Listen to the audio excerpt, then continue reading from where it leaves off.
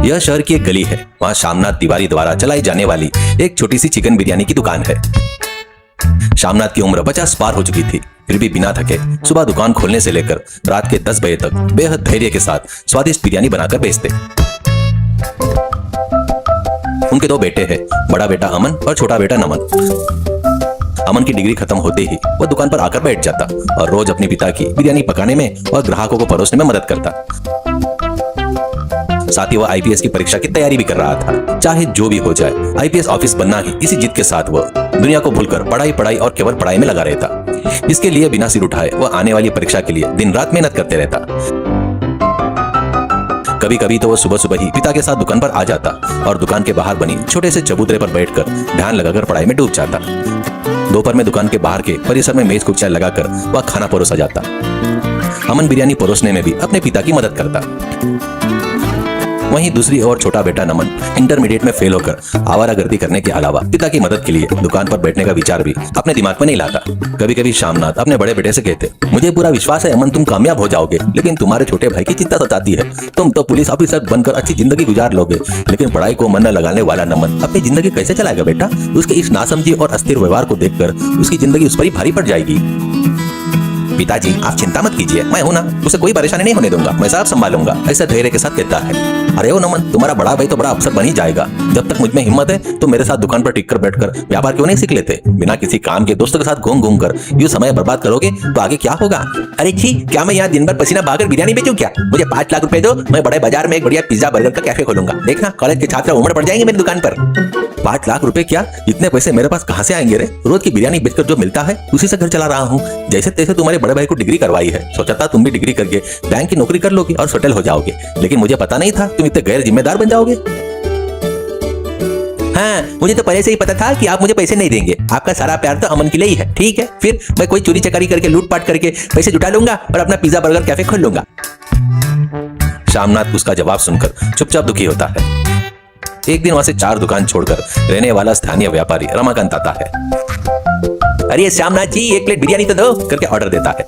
खाने के प्रति उसका प्रेम बाकी सभी बातों से ऊपर था।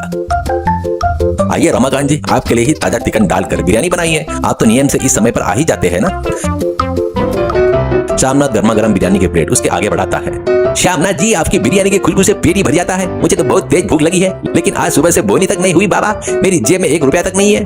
अरे कोई बात नहीं रमाकांत जी, आप पहले आराम से बैठकर खाइए। रमाकांत पहला निवाला मुंह में डालते ही मगन हो गया। अरे ये वाह, इसका स्वाद के आगे तो लखनऊ के नवाब भी नतमस्तक हो जाएंगे बाबा। वैसे श्यामनाथ जी, आपका बेटा अमन क्या हमेशा किताबें में सिर खपाए रहता है? वैसे भी आज के जमाने में पढ़े लिखे लोगों को नौकरियां कहाँ मिलती बाबा? आंखों में दर्द होने तक पढ़ाई करके प्रथम श्रेणी में पास भी हो जाए तब भी किसी क्लर्क की नौकरी अटकेगी। इससे तो अच्छा है कि आपका बेटा इस बिरयानी के धंधे में आपकी मदद करे, जिससे आपको भी थोड़ा आराम मिल जाए ना बाबा। इन दोनों के बीच की बातचीत एक कान से सुन रहा अमन किताब बंद करता है।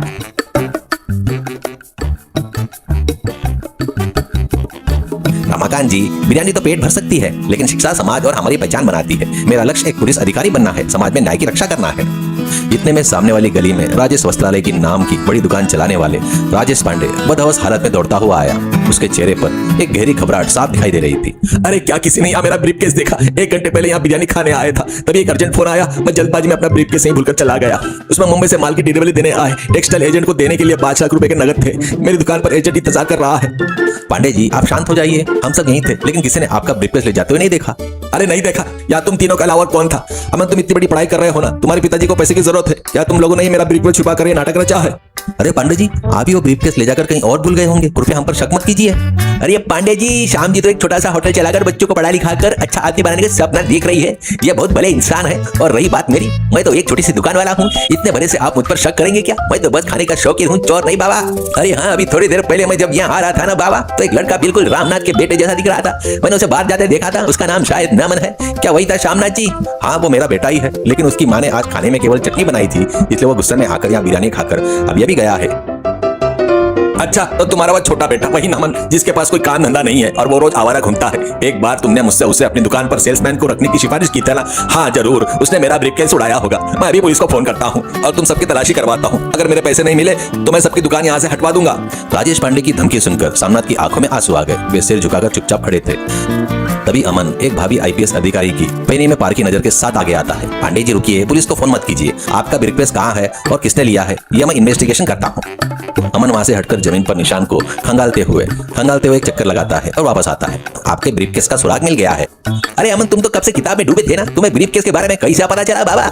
आंखें भले ही किताब पर हो, लेकिन आसपास हो रही हर हलचल पर नजर रखना ही एक इन्वेस्टिगेशन का पहला गुण होता है।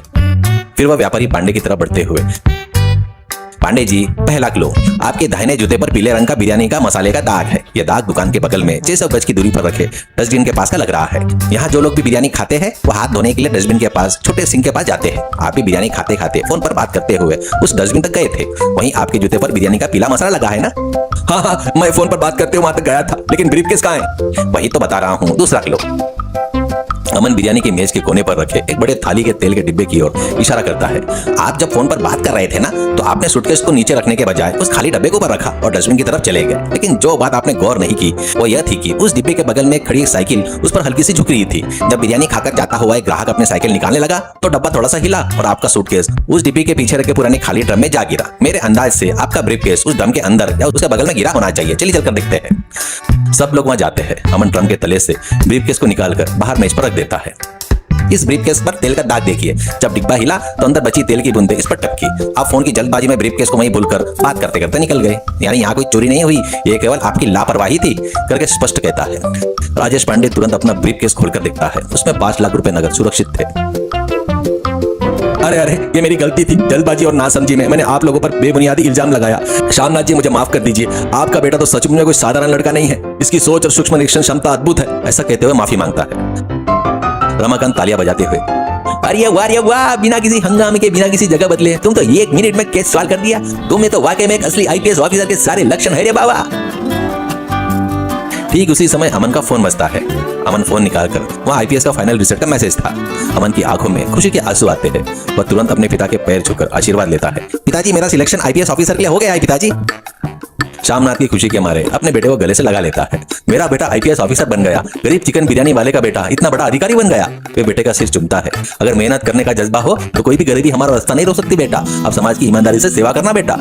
वहाँ बिरयानी खाने आए अन्य ग्राहकों ने भी यह सब देखा और अमन को बधाई दी। पिता और बेटे की खुशी और लोगों की तालियों की गूंज के बीच वो छोटी सी बिरयानी की दुकान गर्व और आनंद से भर उठी।